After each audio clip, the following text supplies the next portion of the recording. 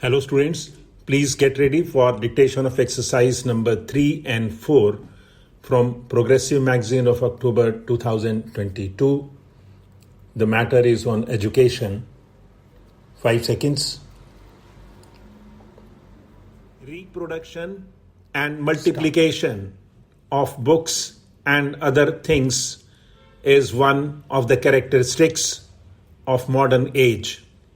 If someone wrote a book in ancient times, the writer could have only one copy of the handwritten manuscripts. If more copies were required, the whole thing had to be rewritten in hand by a scribe, which was an expensive and an arduous job. Today, on the other hand, if we want reproductions of a book or a given event, we have at our disposal not only the printing press, but a few other scientific devices. Multiplication of things in the present age appears to be a mere child's play.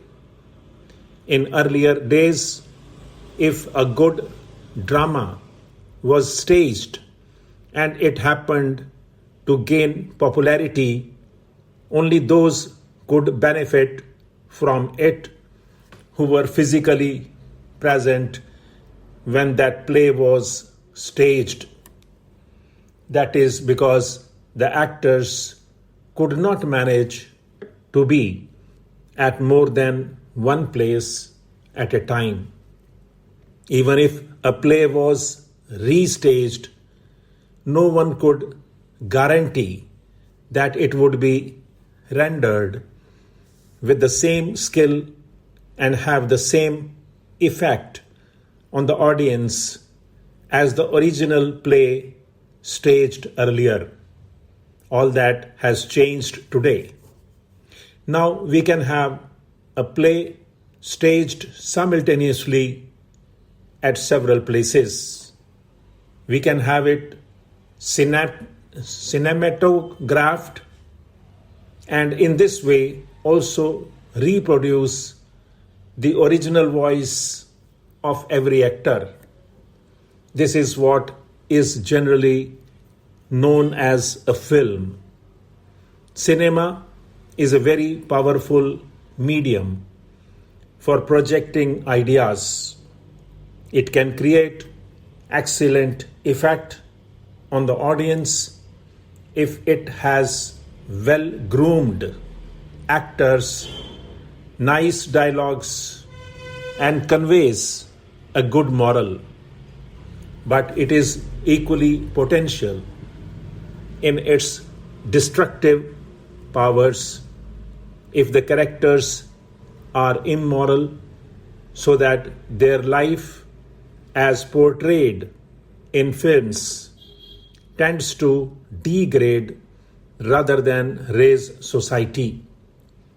The capacity of the drama to do good or evil is limited in the sense that it can influence only those who see it enacted at one place at a time.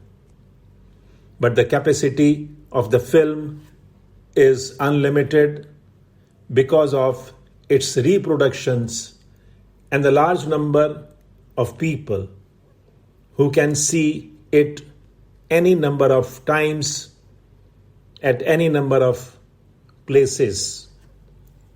It is therefore very necessary to be cautious in the production and use of films in order to ensure that they are utilized for the good of society. Broadly speaking, cinema may be said to have three main objectives, namely education, recreation, and propaganda, and these have utmost importance.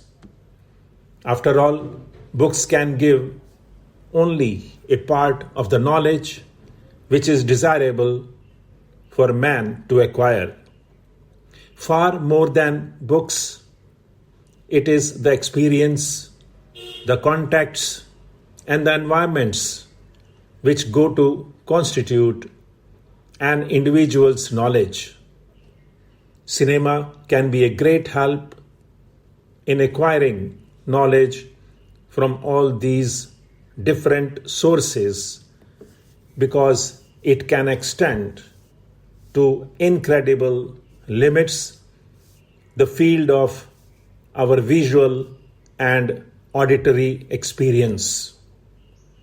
It is a truism that things which we see with our own eyes influence us far more than things which we hear from others' mouth.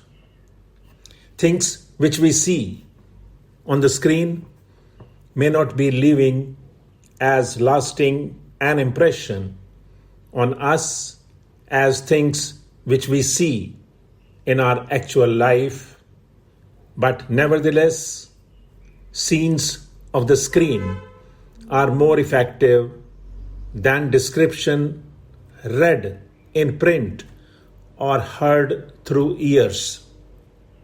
As for recreation, it is also of many kinds. There is recreation which, besides being entertaining, is also educative. There can also be something which is recreative but morally injurious. I cannot claim to have seen many films. Actually, I have not had many occasions to see them.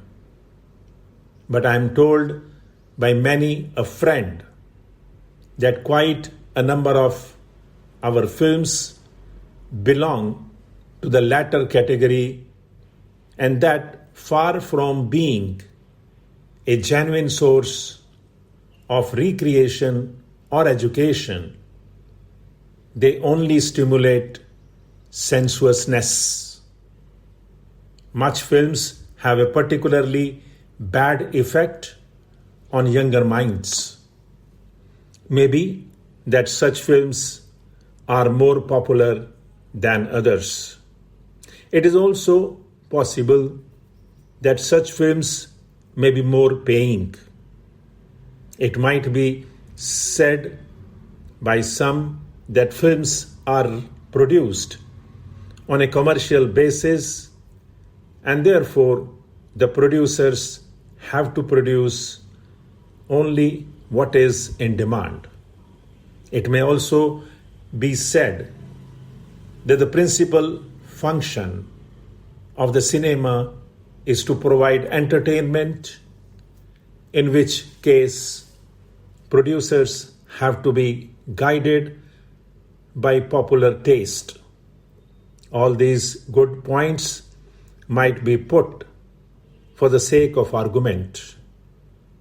But I would like to point out to those connected with cinema industry that if they want to render real service to the public, and I do believe it should be their ideal, all these arguments should be of little consequence to them.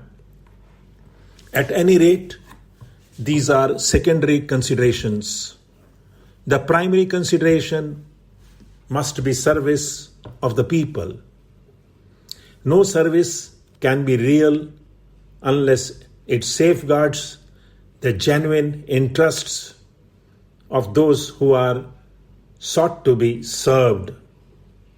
I would request film producers to think over this and ask themselves as to what their real aim is. The aim has to be service of the people, which is not incompatible with commercial success. But Commercial success without service is hardly worth anything. Stop.